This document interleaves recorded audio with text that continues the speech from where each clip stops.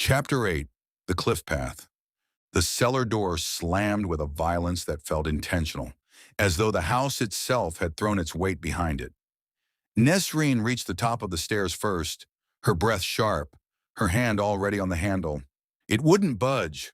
Arthur joined her, shoulder braced against the wood. "Move!" Together they shoved. The door gave way with a splintering crack, swinging open into a corridor lit only by the intermittent flash of lightning. The storm had grown monstrous in the minutes they'd been below. Wind howling through the cracks in the shutters, rain slashing sideways as though hurled by an unseen hand. "He's heading for the cliffs," Nesrine said. Arthur didn't question her. He didn't need to. They ran.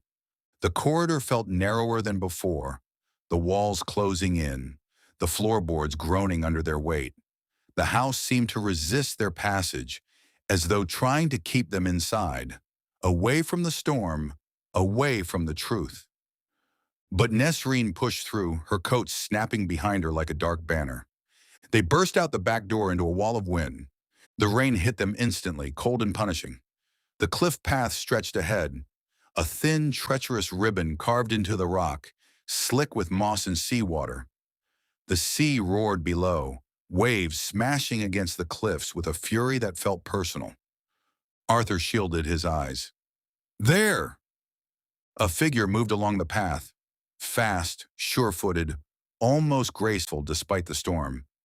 The sixth guest. His coat flapped wildly, his silhouette flickering in and out of view as the lightning tore across the sky. Nesrine sprinted after him. The wind shoved her sideways, nearly sending her over the edge. Arthur grabbed her arm, steadying her, then pushed her forward. "Go!" She ran harder. The path narrowed, the drop beside her plunging into a churning void of black water and white foam. The storm swallowed sound, swallowed breath, swallowed everything except the pounding of her heart and the distant retreating figure ahead. The sixth guest didn't look back. He didn't need to. He knew they were coming. Nesrine shouted over the wind, "Stop!" Her voice was torn away instantly. Arthur caught up beside her, his boots slipping on the wet stone. "He knows this path. He's done this before." Nesrine nodded, breath burning. "He's leading us somewhere." Lightning split the sky, illuminating the cliff face. Jagged, ancient, unforgiving. The sixth guest reached a bend in the path and disappeared behind a curtain of rain.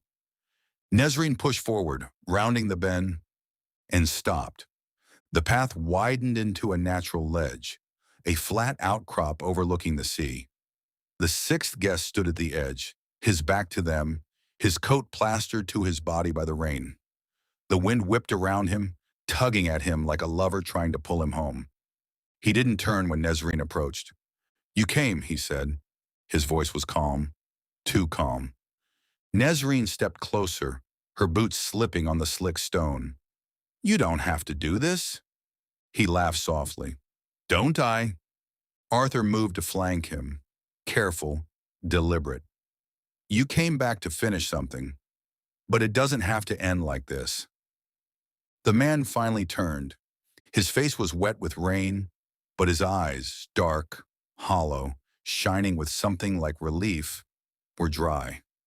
"You don't understand," he said. "It already ended. Years ago, when they left me behind." Nesrine's voice softened. "You wanted them to see you." "I wanted them to remember me," he said. "Just once." "They will," she said. "I promise you, they will."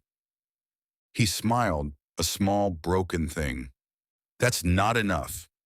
A gust of wind slammed into them, nearly knocking Arthur off balance. The sixth guest stepped backward, his heels at the very edge of the cliff. Nesrine reached out instinctively. "Don't!"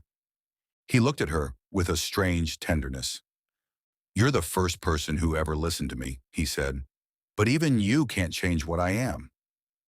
Lightning flashed, the sea roared, and the sixth guest stepped back into nothing. Nesrine lunged forward, but Arthur caught her, pulling her away from the crumbling edge. The man's body vanished into the storm, swallowed by the waves below. For a moment, the world held still. Then the wind screamed and the cliff shuddered beneath them. Arthur pulled Nesrine back toward the path. "We need to get inside, now." She didn't move. Her eyes were fixed on the place where he had fallen, her breath shallow, her pulse a drumbeat of disbelief and inevitability.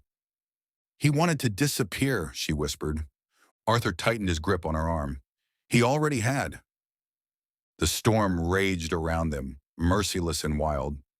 Behind them, Birkin House loomed through the rain, silent, watching, remembering.